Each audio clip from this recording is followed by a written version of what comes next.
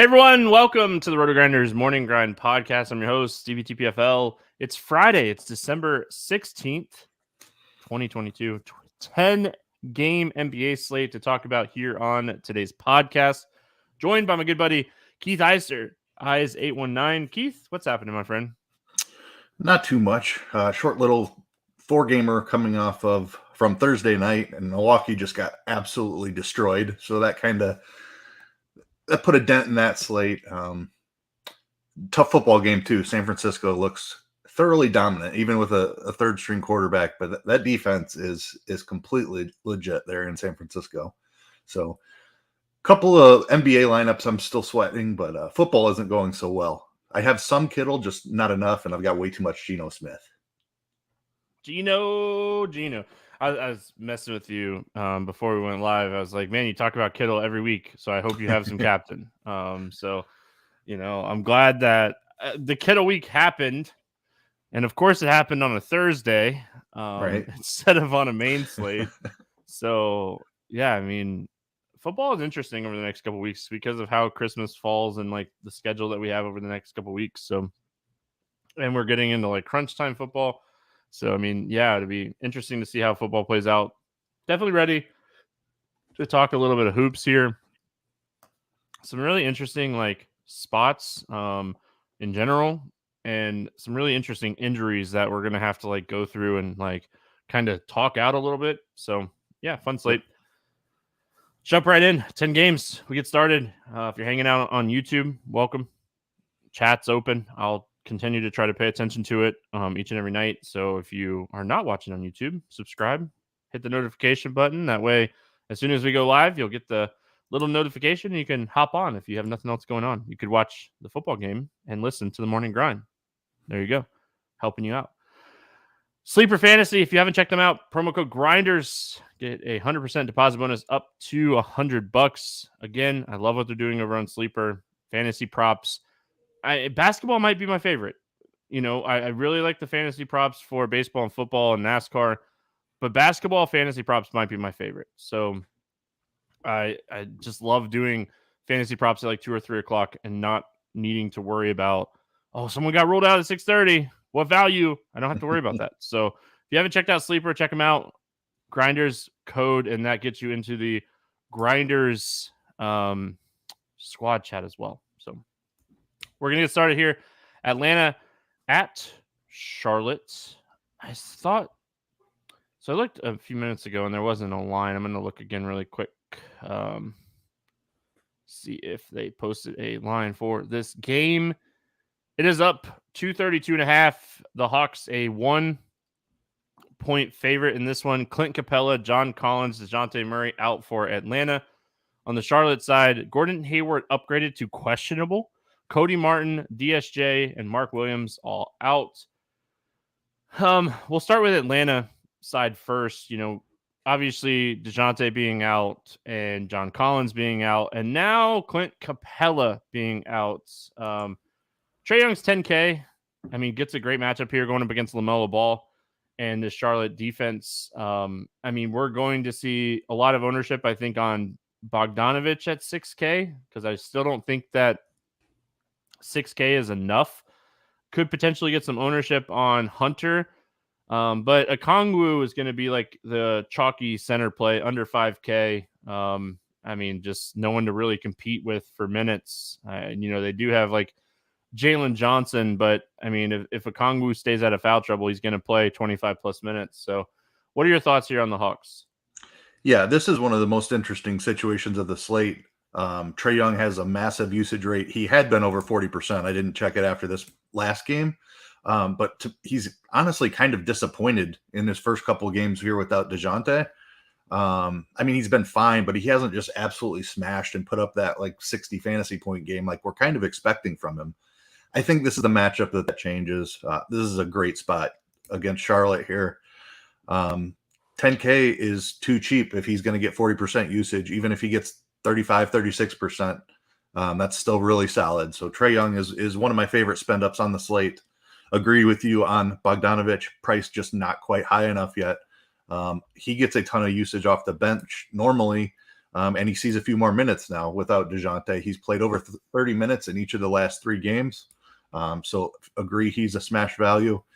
Okongwu is probably the best value on the slate. Very thin in the front court, like you mentioned. Seen 26 and 28 minutes the last 2 games. And like he's a big per minute producer. So when he's getting those kind of minutes, he's a fantastic play. Hunter is the guy who kind of crushed the last time out. I think he's fine. I think AJ Griffin is fine. The price is coming up on him, and he doesn't quite have the peripheral stats that you want. But he can put 20 points in the bucket and get there. And Jalen Johnson in play as well if he's going to see 28 minutes or whatever. I think this Atlanta team is going to be pretty chalky because of the spot here against Charlotte, but I think it's going to be good chalk.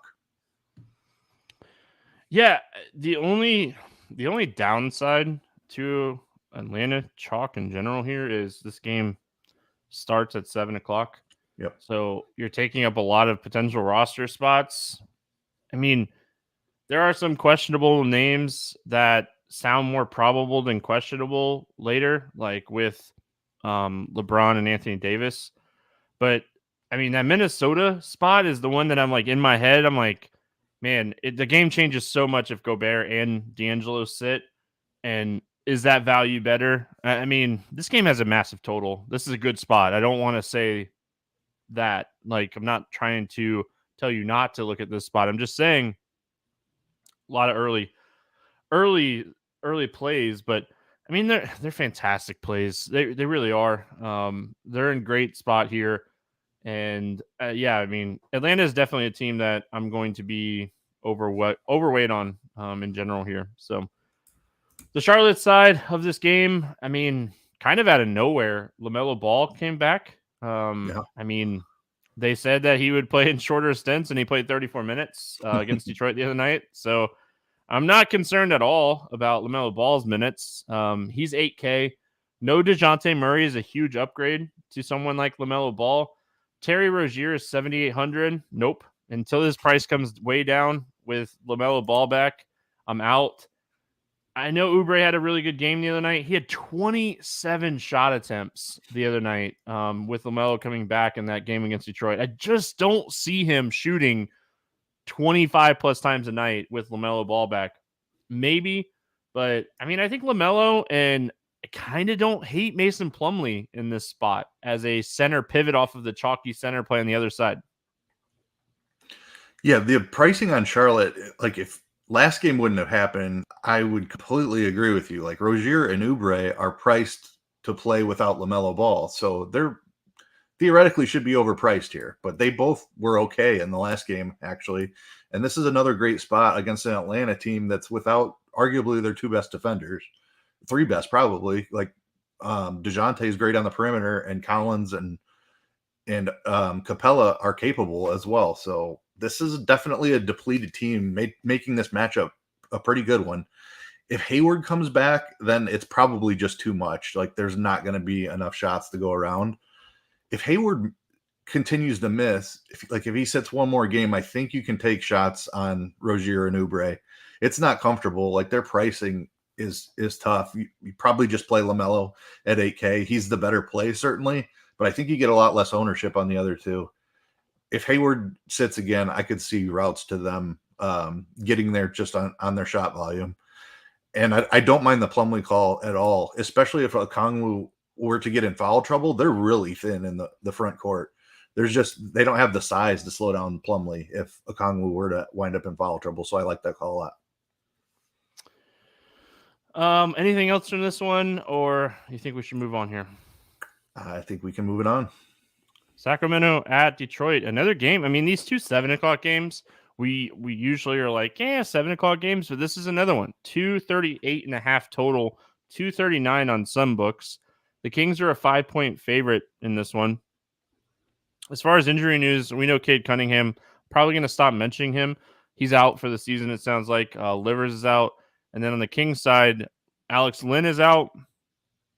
And Kevin Huerter is questionable with the left ankle injury. Going to the Kings side first in this one. I mean, this game, like, as bad as like Detroit should be, they keep being in these like high scoring competitive basketball games. And I mean, Killian Hayes had a monster game the other night. So what do we like here for the Kings? I think you have to have some interest in the Kings. It's probably Sabonis only if Herter plays. Fox just hasn't looked right since coming back. I guess he did kind of blow up against Toronto. And that price tag is still really friendly. I don't know if I feel that he has the consistency here. Certainly has the price if you want to take shots there. Sabonis could absolutely smash here. If Herter is out, we need to be looking at Terrence Davis and Malik Monk. Both of them played really well when Herter missed the last game.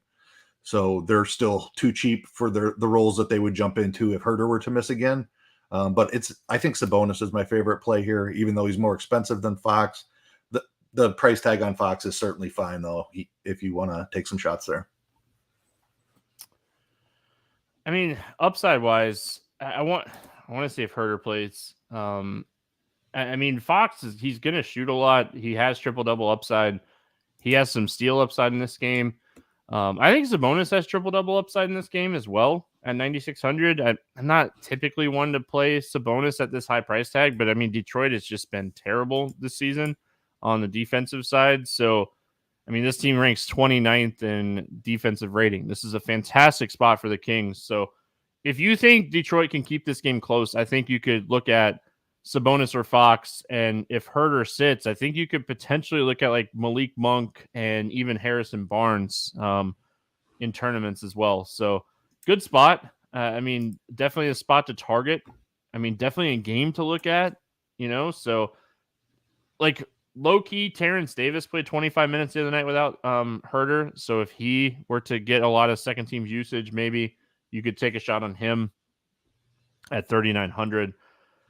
The Detroit side of this one, I mean, I don't expect Hayes to have these monster games, but I think Bojan Bogdanovic is still very high on my priority list just because of, I mean, the shots, the upside, the assists, the rebounds, the steals. Like, he's just someone that, I mean, I think you just look at every slate right now. Like, he seems to be like the scorer on this team right now. And again, like, he had a solid game, even with Hayes having a monster game the other night. So what are your thoughts here on Detroit?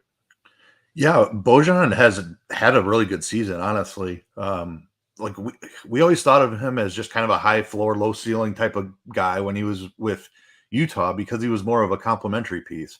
With Detroit, he's kind of been the focal point here, multiple 50-point fantasy games. So yeah, Bojan is the one I want to run it back with here. I think he has the ceiling.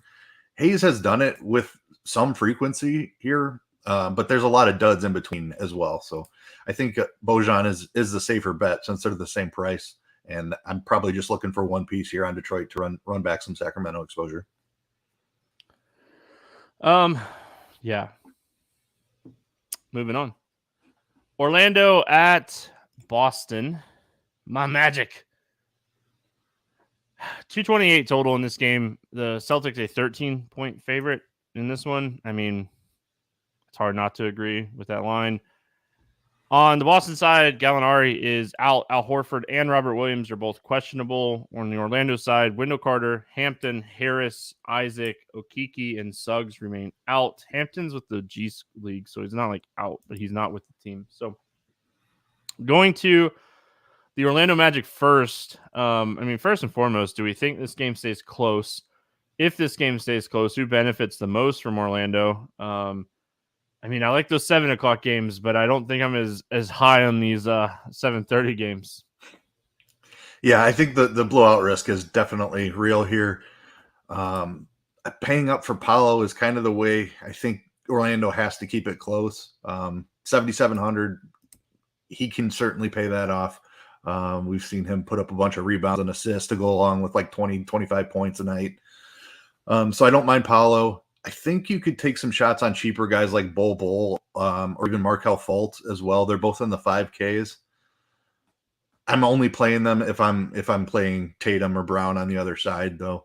That's about the only way I have interest in Orlando here.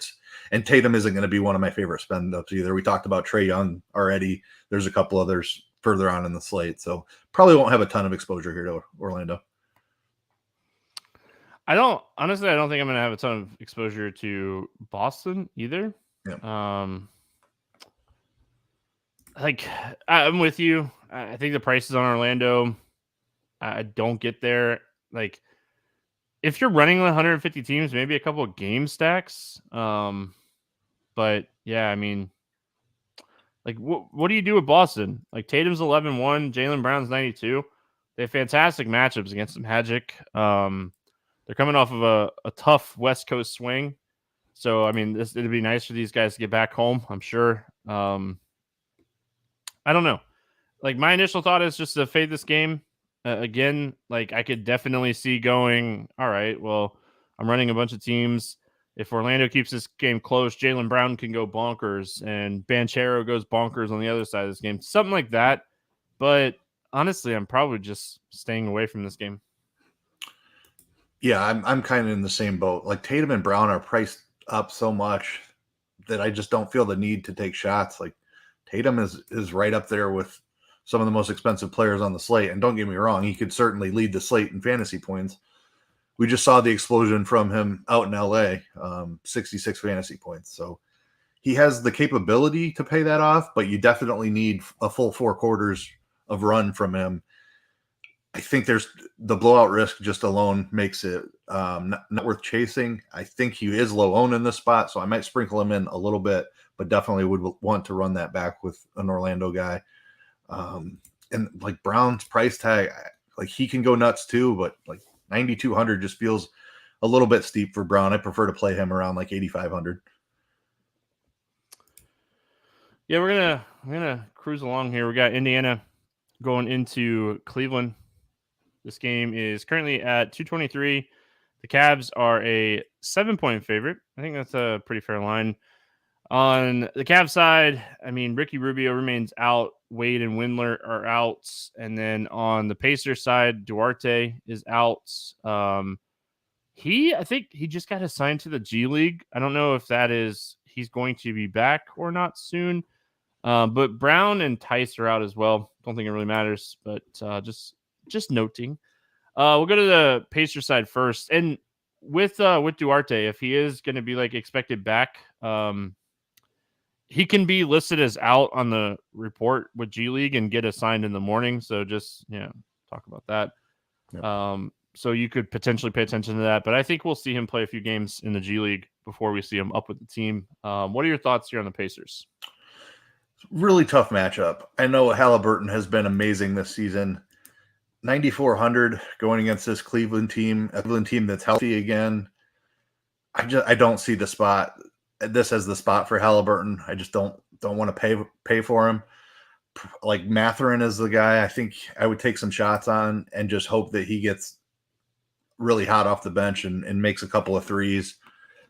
5,500. Like I don't want to spend up on Halliburton and allocate my salary there in a really difficult matchup. Probably not interested in Miles Turner going against the bigs for Cleveland. Buddy Hield, not somebody I like to play all that much. So probably just a sprinkle of Mathurin, but tough spot for Indiana here. Yeah, I mean, Cleveland's just such a good all-around team. I mean, they're one of the best defensive teams, but they're also just one of the best teams all around. I think they're second or third in net rating this season. They're just a fantastic team. So, I mean, the Pacers, they're a bottom 10 defensive team. They play really fast. If you want to play Cleveland in this game, I mean, I could see running it back. It's just, who do you run it back with? That's just my biggest thing. Maybe it's Miles Turner. I don't think it's Halliburton. If the game gets out of hand at all, I mean, I'm just worried about him just not getting there.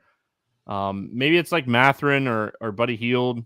But yeah, I mean, it's hard not to like the Cleveland side of this game, right? They're just, I mean, it's a fantastic matchup.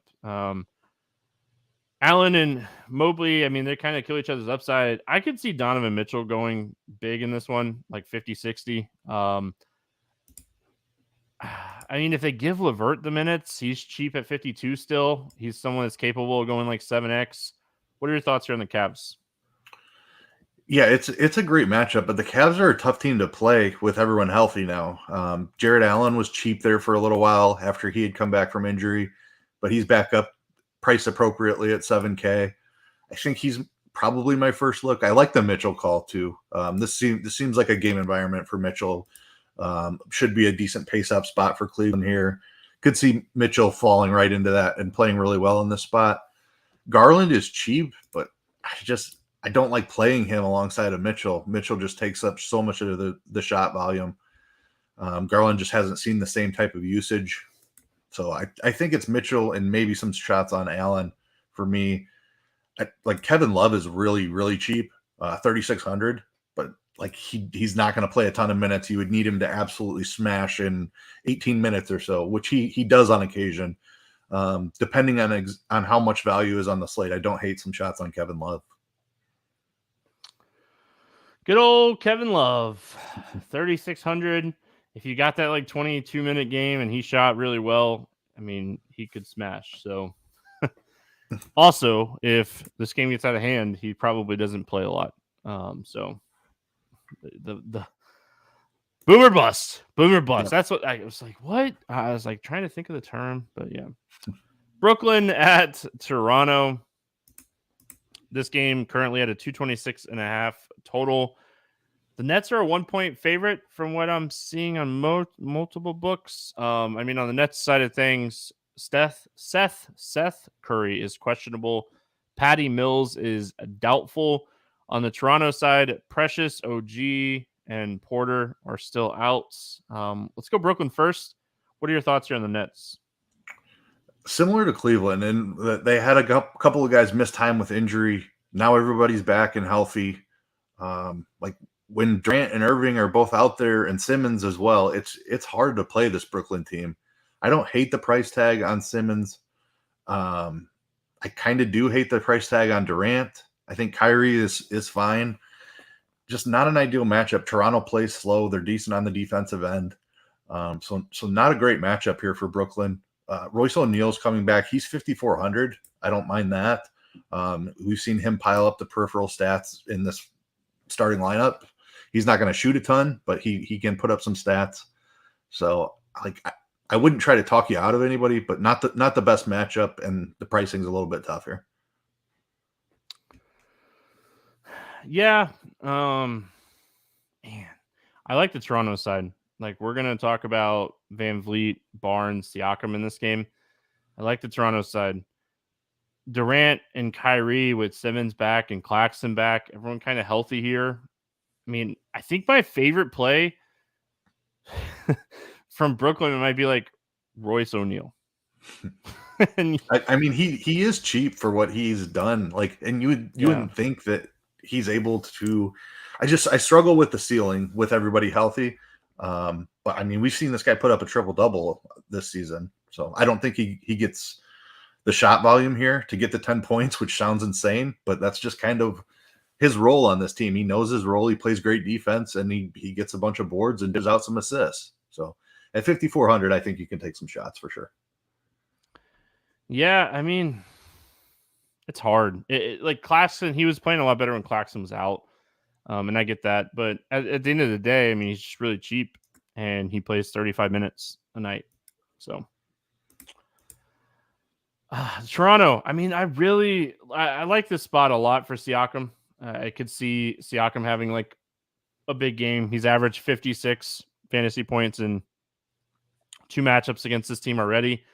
Van Vliet might be a little pricey. Scotty Barnes might be a little pricey. I like the matchups for these guys. Maybe the prices are just too high. Maybe I just pay up for Siakam in this spot and maybe take some tournament shots on like a Gary Trent Jr. What are your thoughts on Toronto?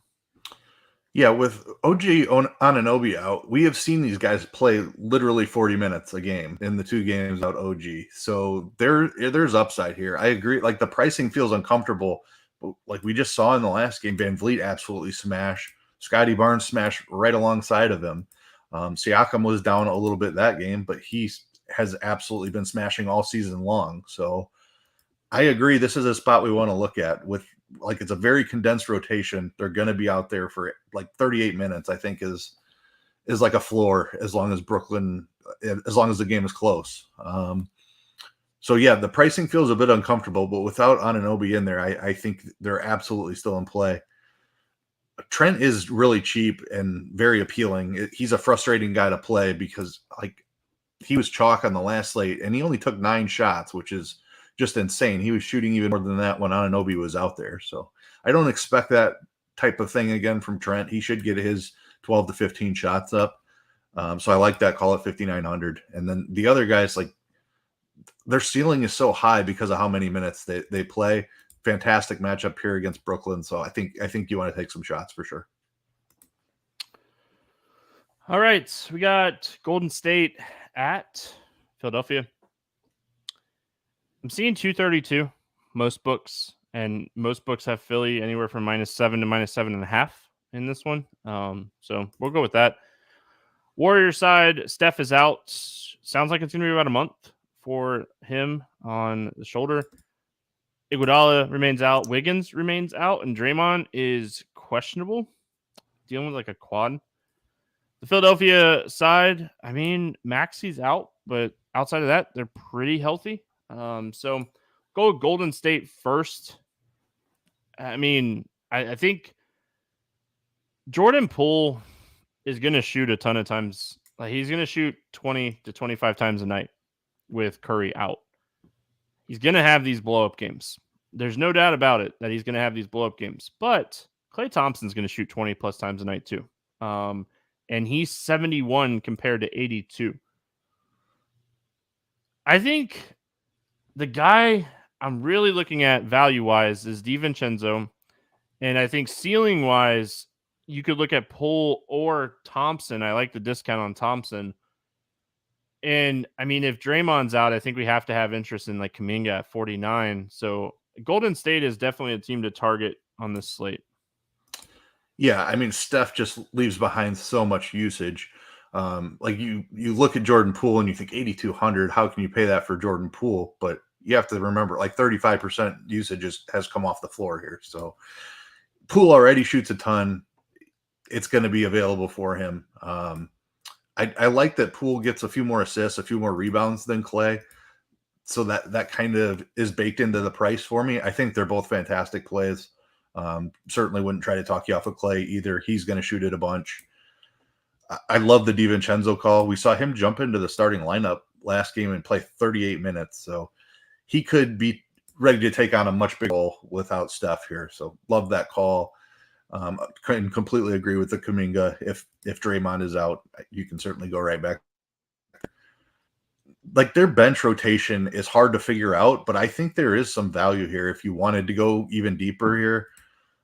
Like if Draymond's out again, I'm interested in JaMychal Green. We saw him play almost 20 minutes in the last game that Green missed. I think you need Green out to be able to do something like that. But just a note, like some of these other 3K guys, I wouldn't mind taking some shots on. There is some additional minutes available with Curry out, DiVincenzo stepping into the starting lineup. There's some bench minutes available as well. I mean, you're potentially, if like DiVincenzo starts, we expect Jordan Poole to start, right? Okay.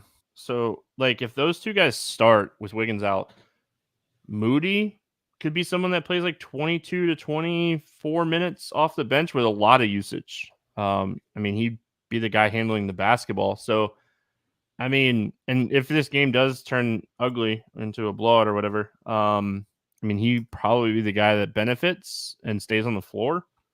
So, yeah, I mean, just something to kind of note. Moses Moody, probably more of like a large field tournament play more than anything else. But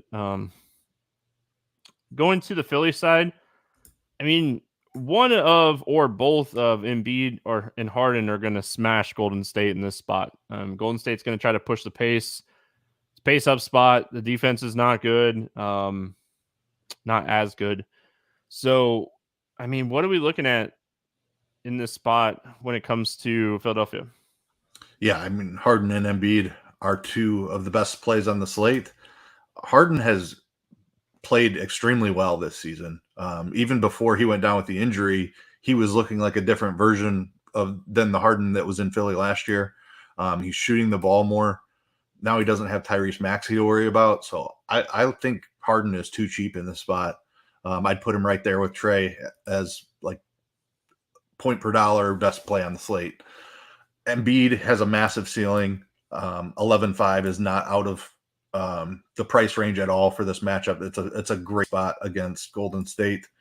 I mean, they really don't have much size behind Looney. Obviously, Draymond can guard the post effectively, but if he happens to miss here, there's really nobody behind Looney to be able to slow down Embiid. So he could absolutely smash here.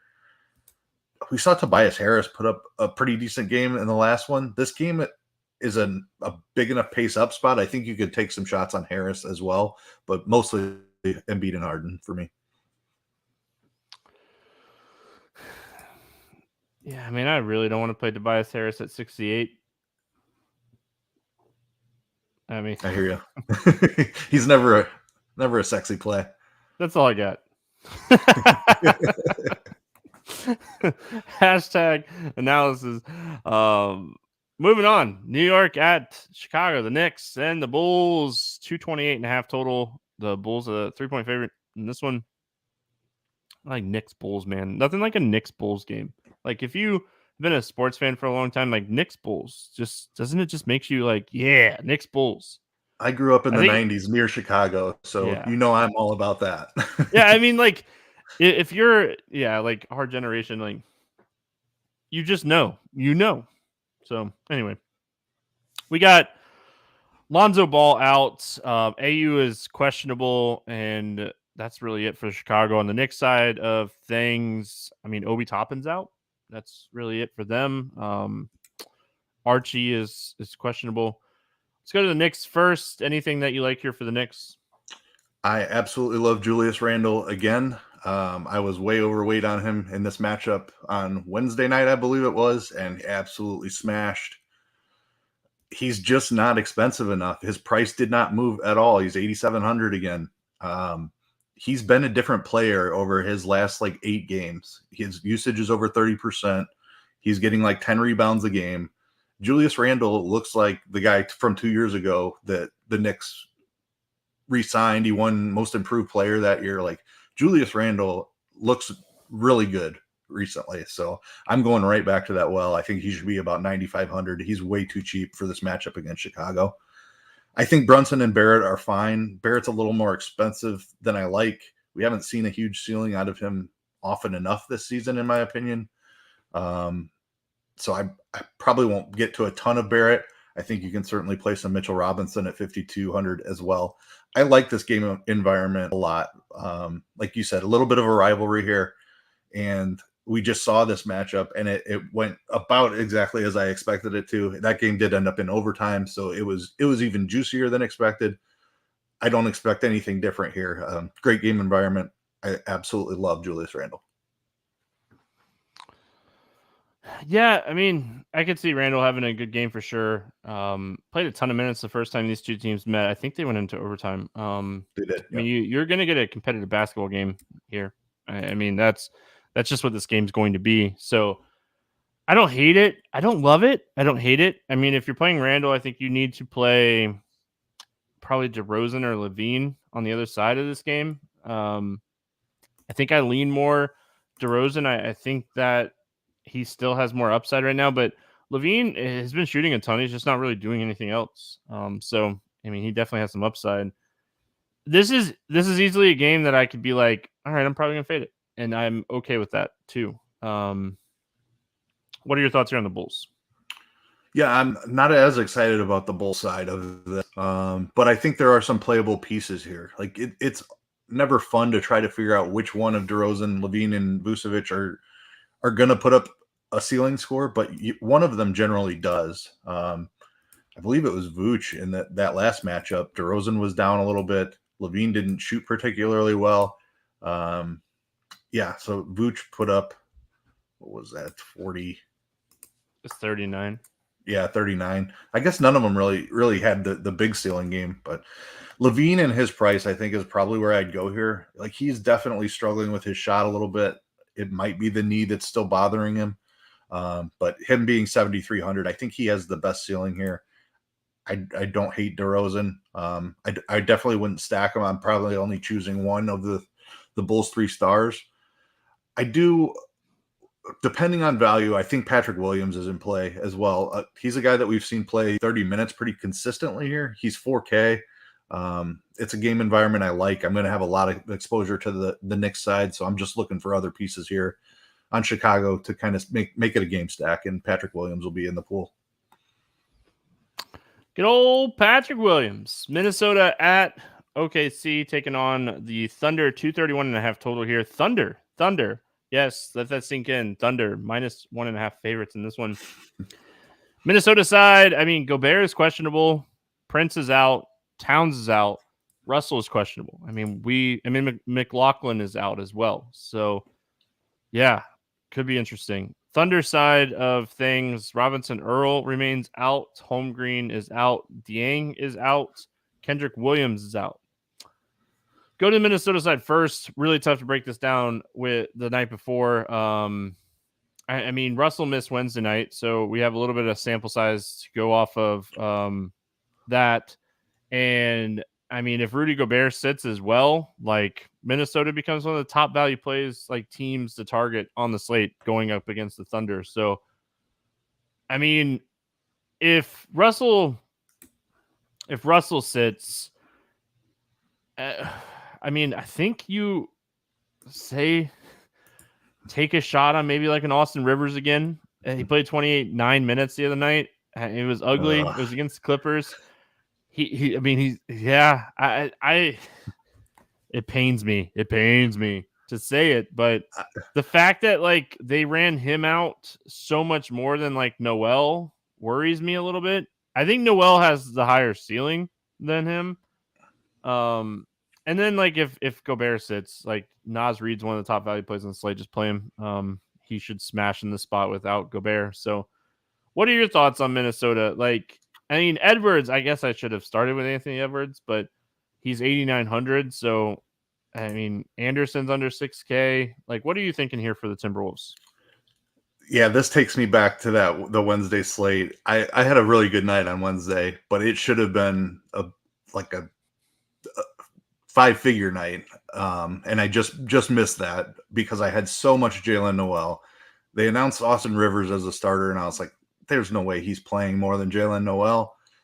He ended up playing more than Jalen Noel. Noel didn't quite get there, and I fell a couple points short in several tournaments, but I think I'd still just go right back to Noel. Like, I'm not playing Austin Rivers. There's no upside there. So if Russell is out, I do have interest in Noel. Edwards is in play either way. As long as Cat remains out, Edwards is going to have a massive ceiling. If Gobert is out, Naz Reid's one of the best value plays on the slate. Kyle Anderson's in play at 5,700. He's kind of like that Tobias Harris plays. No, like, it's not a fun play, but he's at a price where he can just get the job done for you. Great matchup here against OKC. You definitely want some exposure to Minnesota. Make sure if we don't have news by the time the slate locks, make sure you have plenty of this game built in and you're able to pivot, because if Gobert sits, you definitely want some Naz Reid. If Russell sits, it didn't work out last time, but I still think you want some Jalen Noel. All right. Thunder side of this game, SGA 9,700.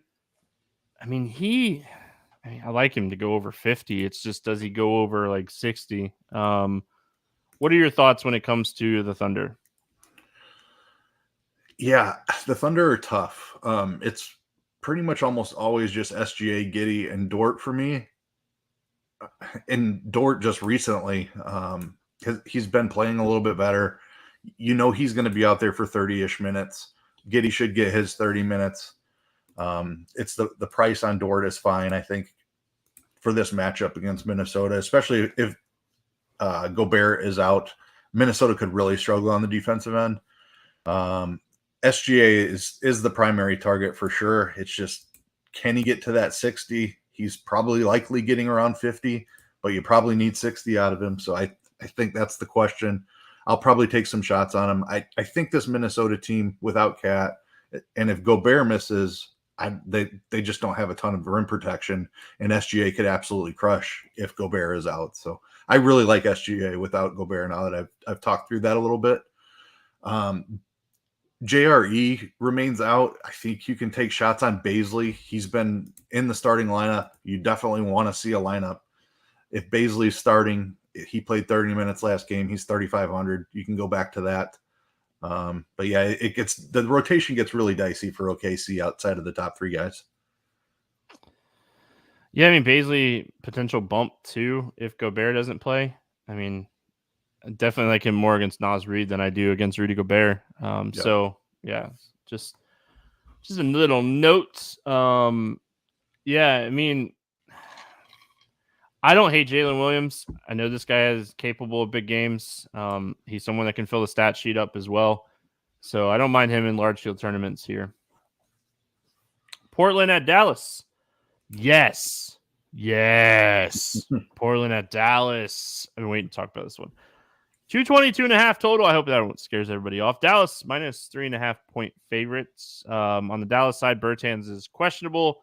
Josh Green is out. Maxey is out. And then on the Portland side, Little is out and Gary Payton is still out. Go to the Portland side first. I mean, Damian Lillard keeps doing Damian Lillard things. Over 36 actual points in 4 straight games. He has shot at least 21 times in each of those games.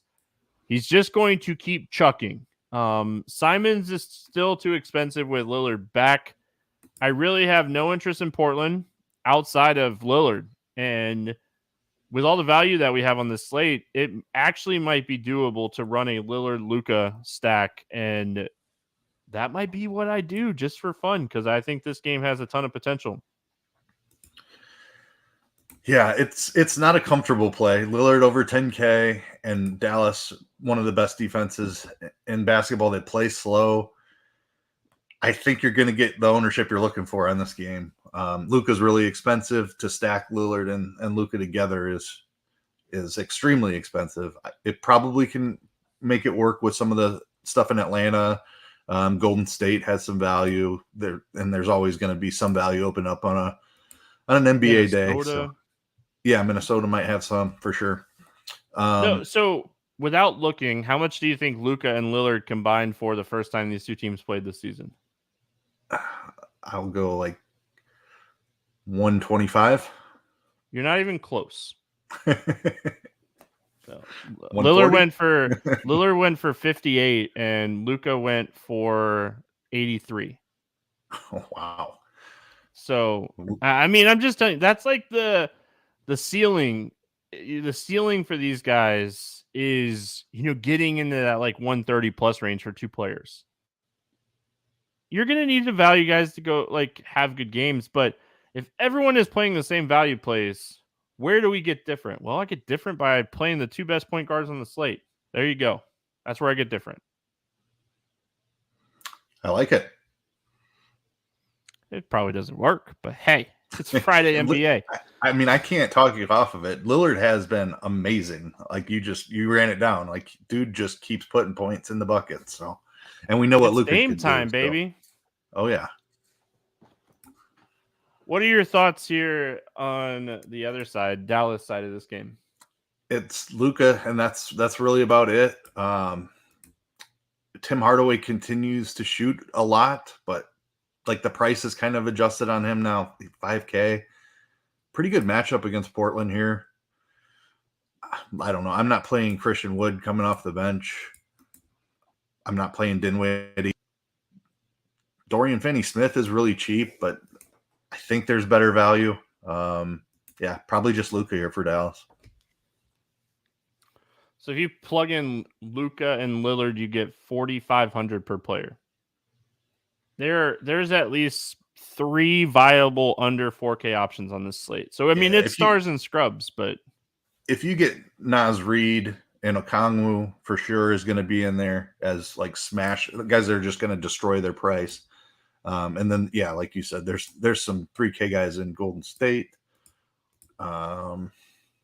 We've mentioned a couple others throughout the show for sure. I think you can make it work. I mean, you mentioned Kevin Love. You get the 22-minute Kevin Love game. I mean, there's if Horford and Williams both sit, maybe you take a shot on Blake Griffin. There's Naz Reid at 4K. If Gobert doesn't play, it just opens up so much as well. Then you just plug in him and Okongwu at their I mean, that's two guys that should smash. And okay, I have two of the popular value plays. All right, well, I have two guys that the combination is going to be less than 5% owned because of the pricing. So that's just my thought process on this one. So, yep, I'm with you. I like it. Denver at LA is where we finish out this slate for this Friday. 237.5 total in this game. The Nugs, a 1.5 point favorite. I mean, the injury report here, Michael Porter Jr. remains out. And then on the Lakers side, Davis and LeBron are both probable. Toscano Anderson remains out. Going to the Denver side, I mean, this is a game that Jokic could smash. He's coming off of 2 games over 80 fantasy points. He has over 70 fantasy points in 3 of his last 5. Jokic is saying, hey, I'm good too. Don't forget about me for the MVP. So, yeah, I mean, 11-9, he's expensive. And your run back options on the Lakers are expensive. But this is another scenario where we have a ton of value on the slate. What are your thoughts here on Denver? Yeah, Jokic has been playing incredible. We had talked plenty of times early in the season about not hitting that ceiling with Murray back and Michael Porter back, but now MPJ has been out, and we've just seen that ceiling come right back for Jokic. So certainly could pay this off. I like Luka a little bit better. I probably like saving a little bit on AD a little better. But yeah, I mean, he's Jokic. He could absolutely smash here. I think Murray is in play at 7K. Fine price for him. He's been consistently in the 30-minute range now for a good bit. That's probably about all I'm interested in Denver. I'm going to have to figure out how to make this Jokic AD stack work, just like you're trying to figure out how to make the Luka Lillard stack work, because this has just as much upside, I think. Yeah, I mean, you could go LeBron too. Like, you could go, instead of AD, you can make it a little bit cheaper with LeBron. Especially if the value's at center, it's going to be really tough because AD and Jokic both center only. So if that takes you out of playing the Naz Reid and Okongwu stack that we just talked about. So this one's even more difficult to do, actually. Getting that game stack right, though, could be, I mean, the difference maker for sure in tournaments. I mean, we looking at a usage for Jokic here recently, 40, 37, 40, 25, 32. His usage is just, it's really high. And he's going to show up for a game against the Lakers. Everyone shows up for LeBron. I mean, the value's there. It really is on this slate. I think this is a stars and scrubs slate now that we've gotten through all the games. Could change throughout the day. But, I mean, we have three potential teams, depending on Minnesota, 3 potential teams with key pieces out. Atlanta, key pieces out there. Golden State, key pieces out. If Minnesota, I mean, that's 3 teams that there's 60 to 90 minutes that you're looking to fill in. And there's going to be so much value to do it. So, yeah, I mean, fun slate. Yep. Friday slate. And then you got our boy DiVincenzo, man. 5,700. You can fit him in. Moses Moody. Moving on. Here we go. Morning grind game. Favorite play under 5K to go 7X. Who do you got? We've mentioned him several times. It's Okongwu. He's a smash with Collins out, Capella out. They just don't have any bodies in the front court. Just keep him out of foul trouble. I'm going to go Naz Reid. I think Gobert sits in this game. I think D'Angelo Russell sits in this game as well, for what it's worth. So I think we see Minnesota kind of give these guys a day off here coming into the weekend. And I think Naz Reid at 4K smashes in this game. So over 8K to go under 5X. Who is your bust today? It pains me to say it because he's been awesome this year, but this is a tough spot for Tyrese Halliburton. I don't think he can pay off 9,400 in a tough matchup, England. That was who I had too. for what it's worth. I'm going to go Jason Tatum more if I just don't think Orlando keeps the game close against Boston.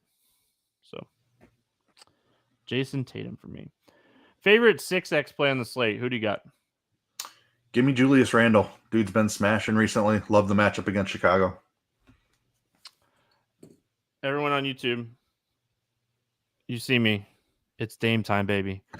I love Damian Lillard. Like, I'm just going to continue to play his point prop every single day until I don't even know when until it gets to like 33.5 or something. Then I might stop playing it. But this dude, his prop comes in at like 28, 29 every day. And I just say, all right, thank you for the free square. Move on. I mean, yeah, like the guy just is absolutely smashing. Let's see. It's not up yet, but I mean, gosh, if it's under 30 again, just keep smashing it, especially in this matchup. Let's get weird GPP play of the day. Who is your let's get weird GPP play of the day? I'm going to go Patrick Williams at 4K. I'm looking for some Chicago exposure here without having to spend too much money. So I think there's going to be a lot of other popular value in that right in that 4K range. I think Patrick Williams comes in pretty low. I like it. Mine is Moses Moody. The more I think about Moses Moody today and the potential usage that he's going to have with this second unit, I think he's really interesting. He's just not going to, I mean, in a blowout, he's not going to come off. Like, DiVincenzo, Jordan Poole moving to the starting lineup with Clay.